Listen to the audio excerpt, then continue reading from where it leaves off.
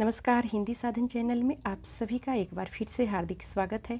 आज के इस वीडियो में UGC net previous year question paper को लेकर मैं उपस्थित हुई हूं। तो आइए शुरू करते हैं प्रश्नों को शुरू करने से पहले आपको मैं बता दूं कि हिंदी साधन चैनल पर अभी नेट जेआरएफ की तैयारी चल रही है और इस परीक्षा से संबंधित जो भी सिलेबस के अनुसार पाठ्यक्रम दिए हुए हैं उन सभी का वीडियो आपके चैनल को प्लेलिस्ट में मिल जाएगा। वहां जाकर आप एक बार ज़रूर देख लें। कई सारे नाटक, उपन्यास, कहानी, काव्य सब लगे हुए हैं, उस पर विस्तृत चर्चा की गई है। तो आप एक बार उन सभी वीडियो को ज़रूर देख लें अगर सफलता प्राप्त करना चाहते हैं तो। आइए अब प्रश्नों के क्रम को देखते हैं। ये प्रश्न आपके प्रैक्टिस सेट के तौर पर भी होगा और प्रीवियस ईयर एग्ज़ाम का ये प्रश्न है, तो इससे कई सारे प्रश्न आने के आसार भी बनते हैं। तो वीडियो को पूरा अंत तक जरूर ही देखें। आइए शुरू करते हैं। पहला प्रश्न है, पाणिनि ने किस ग्रंथ के द्वारा भाषा को एक रूपता देने का प्रयास किया? ऑप्शन है महाभाष्य, अष्टाध्यायी, योग वशिष्ठ, बृहस्पति नीतिसार। ऑप्शन दूसरा सही हो जाएगा, अष्टाध्यायी। अगला प्रश्न है, हिंदी साहित्य के इतिहास का प्रथम लेखक कौन है? ऑप्शन है जॉर्ज ग्रियर्सन, आचार्य रामचंद्र शुक्ल, शिव सिंह सेंगर, गारसादा तासी। ऑप्शन चौथा सही हो जाएगा, गारसादा तासी ने हिंदी साहित्य का प्रथम इतिहास लिखने का कार्य किया और फ्रेंच भाषा में इन्होंने लिखा। अगला प्रश्न है, आदिकालीन साहित्य में वीर रस की रचनाओं में किस भाषा का प्रयोग किया गया है? ऑप्शन है पिंगल, बुंदेली, डिंगल, प्राकृत। ऑप्शन तीसरा सही हो जाएगा, डिंगल। दरअसल यह शैली है, डिंगल शैली में आदिकालीन के जितने भी वीर रस की रचनाएं रची गई वो सभी डिंगल शैली में लिखी गई। अगला जो प्रश्न है, साहित्य लहरी की विषय वस्तु क्या है? ऑप्शन है नायिका भेद, अवतार लीला, निर्गुण का खंडन, नीति। ऑप्शन पहला सही हो जाएगा, साहित्य लहरी की विषय वस्तु है नायिका भेद। अगला प्रश्न है, आचार्य रामचंद्र शुक्ल ने प्रेमाख्यानक काव्य परंपरा का प्रथम कवि किसे माना है?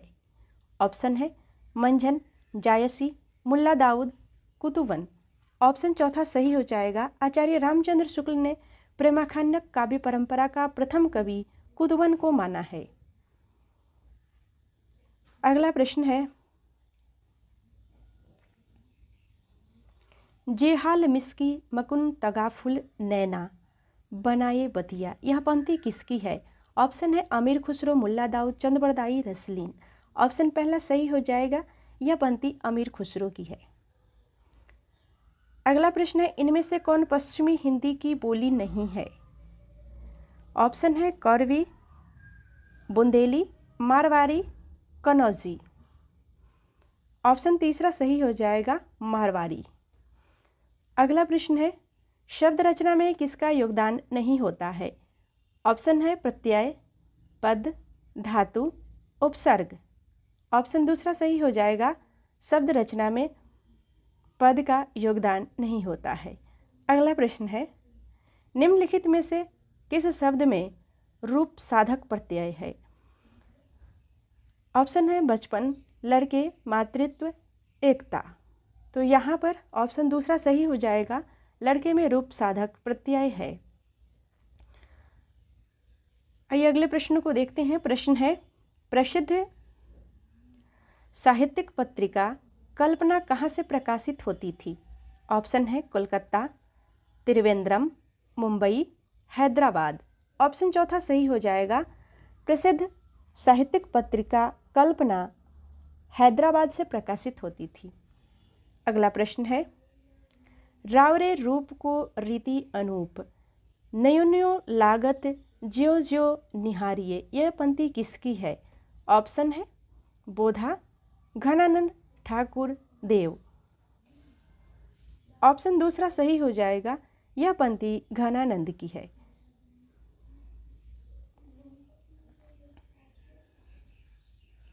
अगला प्रश्न है, केशव कही न जाई का कहिए, देखत तब रचना विचित्र अति, समुझी मन ही मन रहिए। किस कवि की पंक्तियाँ है? ऑप्शन है केशवदास, तुलसीदास, सूरदास, नंददास। ऑप्शन दूसरा सही हो जाएगा, यह पंक्ति तुलसीदास की है। अगला प्रश्न है, मिश्र बंधुओं में कौन नहीं है? ऑप्शन है सुखदेव बिहारी, कृष्ण बिहारी, श्याम बिहारी, गणेश बिहारी। ऑप्शन दूसरा सही हो जाएगा, मिश्र बंधुओं में कृष्ण बिहारी नहीं है। सुखदेव बिहारी, श्याम बिहारी, गणेश बिहारी ये तीनों भाई मिश्र बंधुओं में सम्मिलित हैं। अगला प्रश्न है, इनमें से गंगोली गांव किस उपन्यास के केंद्र में है? ऑप्शन है जल टूटता हुआ, अलग अलग वैतरणी, परती परिकथा, आधा गांव। ऑप्शन चौथा सही हो जाएगा, आधा गांव नामक उपन्यास में गंगोली गांव केंद्र बिंदु में है। अगला प्रश्न है, कोर्ट मार्शल नाटक समाज की किस समस्या पर आधारित है? ऑप्शन है जातिवाद, नारी शोषण, युद्ध की समस्या, सांप्रदायिकता। ऑप्शन पहला सही हो जाएगा, कोर्ट मार्शल नाटक यह जातिवाद समस्या पर आधारित है। अगला प्रश्न है, विजयदेव नारायण शाही की कविताएं किस सप्तक में संग्रहित है? ऑप्शन है तीसरा सप्तक, चौथा सप्तक, तार सप्तक, दूसरा सप्तक। ऑप्शन पहला सही हो जाएगा, तीसरा सप्तक में विजयदेव नारायण शाही की कविताएं संग्रहित है। अगला प्रश्न है, इनमें से कौन सा उपन्यास विभाजन समस्या पर आधारित नहीं है? ऑप्शन है आधा गांव, आखिरी कलाम, झूठा बरगद, सूखा बरगद, झूठा सच। ऑप्शन दूसरा सही हो जाएगा, आखिरी कलाम यह विभाजन समस्या पर आधारित नहीं है। आधा गांव, सूखा बरगद, झूठा सच ये तीनों विभाजन समस्या पर आधारित उपन्यास है। अगला प्रश्न है, छायावाद का पतन किसका ग्रंथ है? ऑप्शन है नामवर सिंह, विजयदेव नारायण शाही, डॉक्टर देवराज उपाध्याय। तो यहाँ पर आप देख रहे हैं ऑप्शन सी और ऑप्शन डी में दोनों में देवराज लगा हुआ है, एक में डॉक्टर देवराज है और एक में देवराज उपाध्याय है। तो यहाँ पर जो सही उत्तर हो जाएगा वह होगा डॉक्टर देवराज।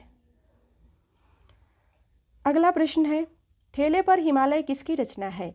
ऑप्शन है धर्मवीर भारती, अज्ञे, निर्मल वर्मा, शरद जोशी। ऑप्शन पहला सही हो जाएगा, ठेले पर हिमालय यह धर्मवीर भारती की रचना है। आइए अगला कुछ प्रश्न स्थापना और तर्क से है। स्थापना, जैसे वीर कर्म से पृथक वीरत्व कोई पदार्थ नहीं, वैसे ही सुंदर वस्तु से पृथक सौंदर्य कोई पदार्थ नहीं। तर्क है, सौंदर्य मनोगत नहीं होता, वस्तुगत होता है। इन चारों ऑप्शनों में से आपको बताना है कि स्थापना और तर्क में कौन सा कथन सत्य है। ऑप्शन तीसरा सही हो जाएगा, ए और आर दोनों ही सही है। अगला प्रश्न है, नारी का आकर्षण पुरुष को पुरुष बनाता है और उसका अपकर्षण उससे गौतम बुद्ध बना देता है। तर्क है, गौतम के वैराग्य में यशोधरा के प्रति अपकर्षण नहीं बल्कि बुद्धत्व प्राप्ति के लिए उनका संकल्प कारणभूत था। ऑप्शन चौथा सही हो जाएगा, ए सही है, आर गलत है। और स्थापना में जो ये पंक्ति दी हुई है, यह पंक्ति मोहन राकेश के द्वारा रचित है। लहरों के राजहंस से ये पंक्ति ली गई है कि नारी का आकर्षण पुरुष को पुरुष बनाता है और उसका अपकर्षण उसे गौतम बुद्ध बना देता है। पंक्ति को भी याद आपको रखना है। कई बार ऐसी पंक्ति भी आ जाती है और पूछा जाता है कि इसके लेखक कौन है या ये किस रचना से ली गई है। अगला प्रश्न है,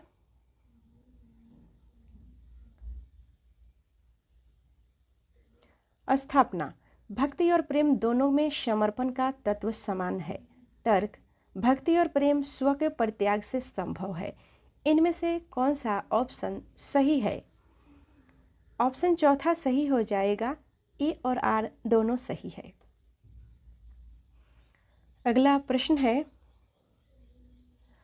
स्थापना, रहीमन पानी राखिए बिन पानी सब सोन, पानी गए न उबरे मोती मानुष चोन। तर्क में दिया है धन बल और सत्ता बल के आगे पानीदार मनुष्य भी असमर्थ और निरीह है। इनमें से कौन सा ऑप्शन सही है? आपको कौन सा ऑप्शन सही लग रहा है? आप मन ही मन इसका चुनाव जरूर करें। सही उत्तर को तो मैं बताऊंगी ही। ऑप्शन दूसरा सही होगा, ए और बी दोनों ही सही है।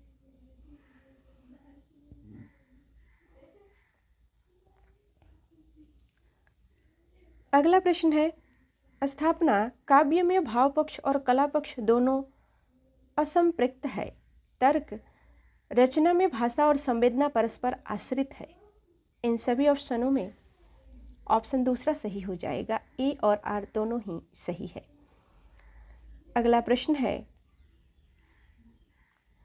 स्थापना प्रेम गली अति सांकरी ताम्य द्वेन समाये।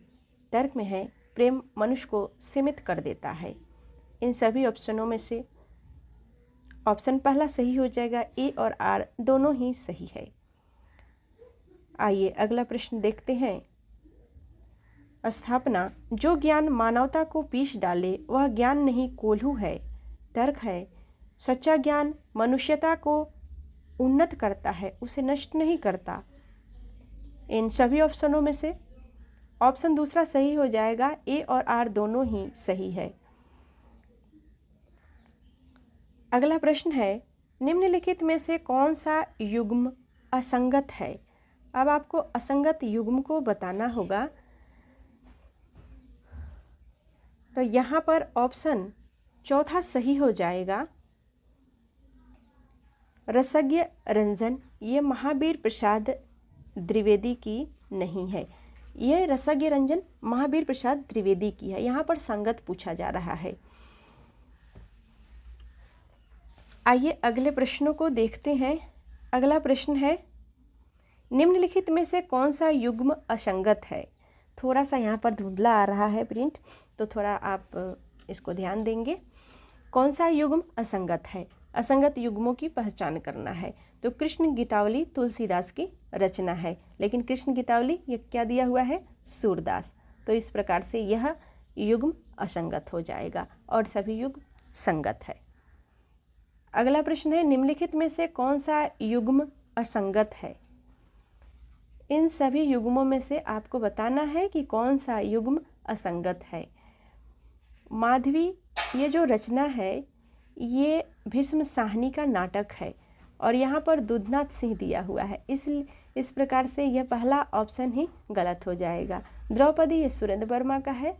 उत्तर प्रियदर्शी अज्ञे का है। मृदुला गर्ग एक और अजनबी।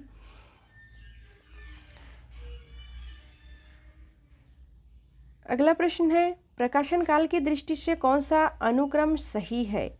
तो यहाँ पर प्रकाशन काल की दृष्टि से जो अनुक्रम सही है वह देखेंगे कौन सा अनुक्रम सही है। ऑप्शन तीसरा सही होगा, श्यामा स्वप्न, माँ सती मैया का चौरा, सोना माटी। तो इस प्रकार से ऑप्शन तीसरा सही होगा। श्यामा स्वप्न ये जगमोहन सिंह का उपन्यास है और इसका प्रकाशन 1888 ईस्वी में हुआ। माँ विश्वंभरनाथ कौशिक का उपन्यास है और इसका प्रकाशन 1929 ईस्वी में हुआ। सती मैया का चौरा ये भैरव प्रसाद गुप्त की रचना है, उपन्यास है और इसका प्रकाशन 1959 ईस्वी में हुआ। सोना माटी ये विवेकी राय का है, 1983 ईस्वी इसका समय है। तो इस प्रकार से ऑप्शन तीसरा सही हो जाएगा। अगला प्रश्न है, कालक्रम की दृष्टि से निम्नलिखित कहानियों का सही अनुक्रम क्या है? अब इन कहानियों का सही अनुक्रम देखना है। सबसे पहले सुखमय जीवन, यह चंद्रधर शर्मा गुलेरी की कहानी है और इसका प्रकाशन 1911 ईस्वी में हुआ।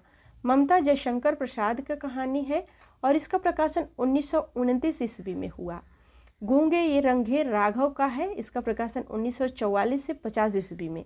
जिंदगी और जोक अमरकांत का है और इसका प्रकाशन वर्ष है सन 1958 ईस्वी।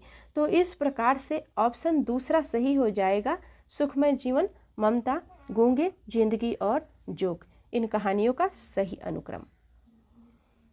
अगला प्रश्न है, कालक्रम की दृष्टि से पत्रिकाओं का सही अनुक्रम क्या है? यहाँ पर कुछ पत्रिका का नाम दिया हुआ है, 4 ऑप्शन दिए हुए हैं। इन सभी में आपको बताना होगा कि कौन सा पत्रिका सबसे पहले प्रकाशित हुआ। तो इनका सही अनुक्रम जानने के लिए आइए देखते हैं किसका प्रकाशन वर्ष कब है। आनंद कादम्बिनी बद्री नारायण चौधरी जिसके संपादक थे और प्रकाशन है 1881 ईस्वी। सरस्वती इसका संपादक श्याम सुंदर दास और अन्य 4 लोग भी थे। इसका प्रकाशन 1900 ईस्वी है। श्री शारदा नर्मदा प्रसाद मिश्र का 1916 ईस्वी। प्रतीक अज्ञे का है 1947 ईस्वी। तो इस प्रकार से सही उत्तर हो जाएगा ऑप्शन चौथा। अगला प्रश्न है, निम्नलिखित काव्य संग्रहों के प्रकाशन का सही अनुक्रम क्या है। ऑप्शन है गुंजन, पल्लव, वीणा, ग्रंथि। पल्लव, वीणा, ग्रंथि, गुंजन। ग्रंथि, पल्लव, वीणा, गुंजन। वीणा, ग्रंथि, गुंजन, पल्लव। ये सभी सुमित्रानंदन पंत की काव्य कृति है। तो इन सभी में ग्रंथि सबसे पहले है जिसका प्रकाशन वर्ष 1920 ईस्वी था। पल्लव का प्रकाशन वर्ष 1926 ईस्वी।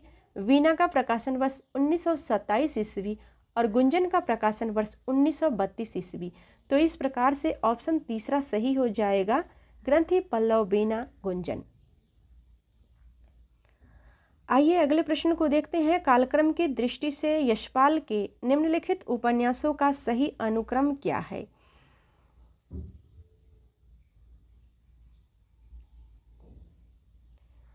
दादा कामरेड, देशद्रोही, दिव्या, झूठा सच। दूसरा ऑप्शन में है झूठा सच, देशद्रोही, दिव्या, दादा कामरेड। ऑप्शन तीसरा में है देशद्रोही, दिव्या, दादा कामरेड, झूठा सच। ऑप्शन चौथा में दिया है दिव्या, दादा कामरेड, झूठा सच, देशद्रोही। ऑप्शन पहला सही हो जाएगा दादा कामरेड। तो इनका प्रकाशन वर्ष भी हम थोड़ा सा यहाँ पर जानने की कोशिश करेंगे। दादा कामरेड का प्रकाशन वर्ष है 1941 ईस्वी। देशद्रोही का प्रकाशन वर्ष है 1943 ईस्वी। दिव्या का प्रकाशन वर्ष है 1945 ईस्वी। झूठा सच का प्रकाशन वर्ष है 1958 ईस्वी। तो ये सभी के सभी उपन्यास यशपाल के हैं और विधा भी आपको यहाँ पे पता चला कि ये उपन्यास विधा है। तो आप एक एक प्रश्नों को कई तरीके से देखने की कोशिश ज़रूर करें, क्योंकि कई तरह से प्रश्न, एक प्रश्न में कई प्रश्न छुपे होते हैं। तो मान लो कि अगर प्रश्न ही आ जाए देशद्रोही ये किसकी रचना है, या दिव्या ये यशपाल की किस विधा के अंतर्गत आता है, तो इस प्रकार से एक ही प्रश्न से कई प्रश्न आपके तैयार होते हैं। तो आपको प्रश्नों को अपने दिमाग में कई तरीके से तोड़ मरोड़ के बनाना होगा, तभी जाकर आपके जो सही उत्तर है वो आपके दिमाग में सेट होगा और आप उत्तर का चुनाव करने में बहुत ही आसानी से चुनाव करेंगे। वहाँ पर आपको कोई भी कन्फ्यूज़न नहीं होगा। अगर आपने वीडियो को अभी तक लाइक नहीं किया है तो वीडियो को लाइक ज़रूर कर दें। चैनल को सब्सक्राइब नहीं किया है तो सब्सक्राइब भी कर ले। आइए बढ़ते हैं अगले प्रश्न की तरफ।